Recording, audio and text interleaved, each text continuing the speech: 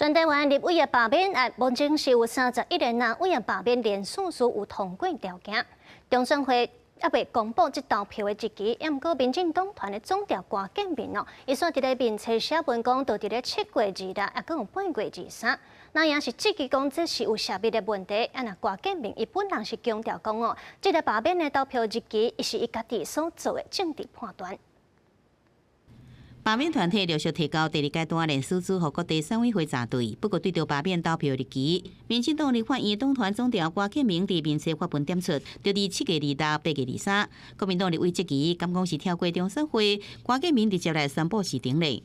难道柯建铭你已经作为中选会的太上皇了吗？所以我们现在要求检调应该去调查中选会有没有泄密、有没有勾结的问题。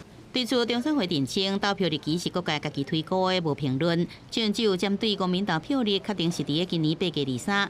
也若民进党立委是推测，理解提案大部分在5月初送件，依照选罢法第83条规定的40天内底完成审查，差不多是伫6月11，并且根据公法第87条，投票日应该伫公告成案了后29、60天内底举行。所以讲推估的投票期间是7月初2到8月11。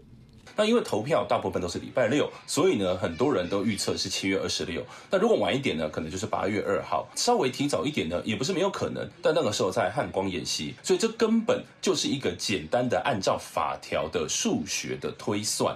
因来罢免立委需要团体地动山摇林显林张克进进行宣布退出，却是伫即时互网络媒体公布上早声明稿，内容直接点名国民党主席朱立伦已在误判情势，做出错误的决策。当国民党方抄假时阵，有关无任何会使解救动机的方法，伊个确实国民党的罢免连署书真正有抄名册行为，就袂使说服家己去认同。确实民进党冇抄，当然想法也是唔对的。如果国民党是用这种造假抄袭的方式，那这些都已经触犯了 法规，我已经向检调提出笔迹鉴定、测谎鉴定等等，来证明我没有参与到任何一张联署书抄伪的情况。